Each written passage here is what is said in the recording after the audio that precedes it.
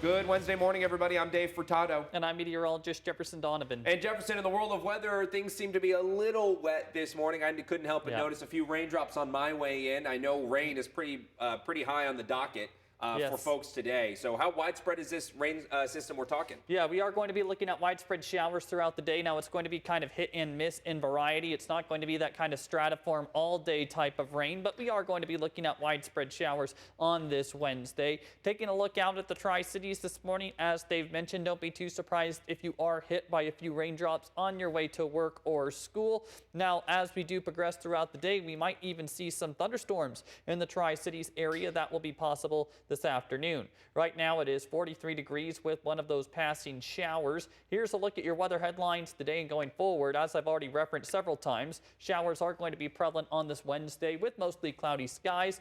Thursday will feature drier weather, but we will be looking at gusty wind across the region, and then more rain and mountain snow is going to be coming up as we go Friday through the weekend. We'll talk about your weather headlines in greater detail straight ahead.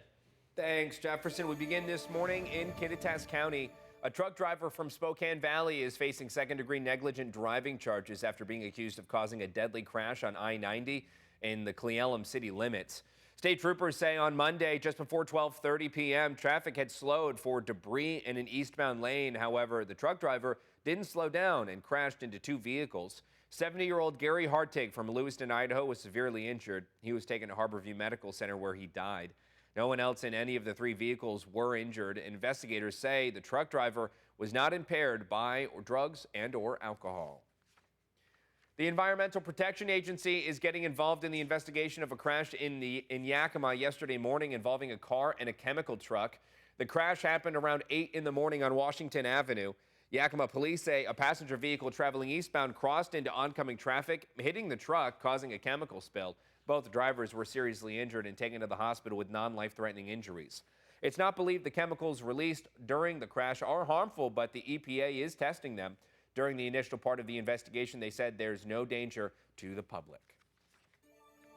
Switching gears this morning, federal workers are continuing to face layoffs from the Trump administration, including several workers at Washington State Veteran Affairs offices. Washington Senator Patty Murray held a news conference yesterday morning with several people who have been laid off from their jobs working at the VA, many of them veterans themselves. I joined the Department of Veterans Affairs with the belief that the values of honor, integrity, and respect, principles I learned in the military, would be mirrored in the treatment of employees and, more importantly, every veteran. Instead, this abrupt dismissal has deeply eroded my confidence in an organization I once held in high regard. Now, according to representatives from Senator Murray's office, the White House still hasn't shared exactly how many people have been fired in Washington state. While they won't give specific numbers, the White House leaders have said these government layoffs are part of a larger effort to eliminate wasteful government spending. And the Yakima Valley Conference of Governments is going to be able to help more people with housing thanks to a $2 million grant from the State Commerce Department. The money will primarily be used for down payment assistance to build low-income housing. 18 potential homeowners will benefit from this money. So far, it hasn't been announced who will be getting the money, but the homes will be built in rural Yakima County. And community members are invited to attend some meetings to address homelessness in the Lower and Mid Valley. The community engagement sessions are being held to allow all voices to be heard to help county leaders shape policies and programs. The homelessness response system needs to look different in each of our cities in order to address what's actually going on on the streets. And so these community engagement sessions are a way for us to capture that feedback, capture what our community members, business leaders, stakeholders are experiencing, and ensure that we're developing strategies that help and actually move our unhoused folks into services that they need.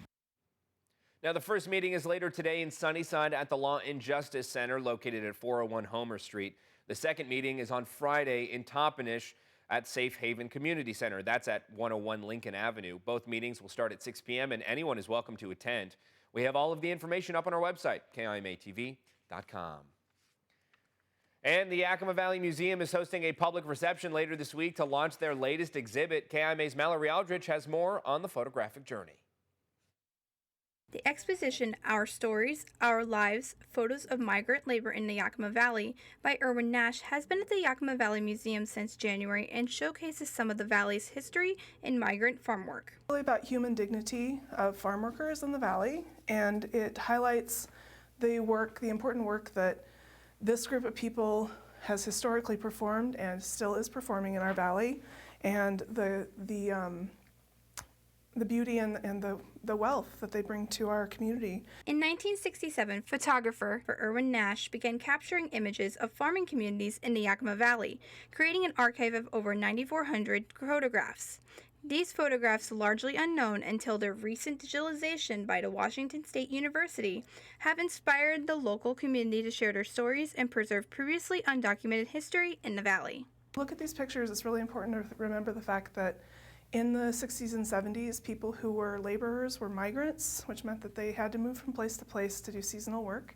A lot of times they didn't have a camera. So these photos are super important to the families who have ties to farm worker history in the valley, because in some cases they haven't seen photographs of their own family members. The exhibit highlights photos of workers' daily life, labor movements, and social awareness during a pivotal era in American history. Those were topics that she wanted to talk about because they're more intimate and they're harder to find. They're harder to find in a standard textbook. With this reception, the museum hopes to provide an opportunity for the community to engage with the collection of 46 photographs and learn what the lives of agricultural workers in the Yakima Valley were like. Really what we want is a celebration of farm workers. We want farm workers to be celebrated in this organization. The reception will take place March 13th from 5:30 to 7:30 p.m.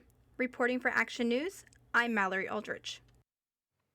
KIMA's Mallory Aldrich, thank you. And for more information about the exhibit and the opening reception, you can visit our website, KIMATV.com. And with that, let's jump right over to meteorologist Jefferson Donovan to talk the weather for today for folks that want to get out there and check out the museum or even get out to do anything today. What can they expect and how much rain are we contending with? Yeah, be prepared to dodge some raindrops. Now, this isn't going to be a super wet day, but there is going to be numerous rain showers. Now, what I will say is that there is going to be a possibility of thunderstorms this afternoon, and if you find yourself in one of those thunderstorms, then it could be a super wet day in very localized areas. There's a look at your temperatures today. We are once again going to see highs into the 50s around eastern Washington and northeast Oregon, as we do see the mostly cloudy skies and rain shower chances. I will tell you when we are going to be faced with some pretty gusty wind. We will also talk about mountain snow. That is all coming up.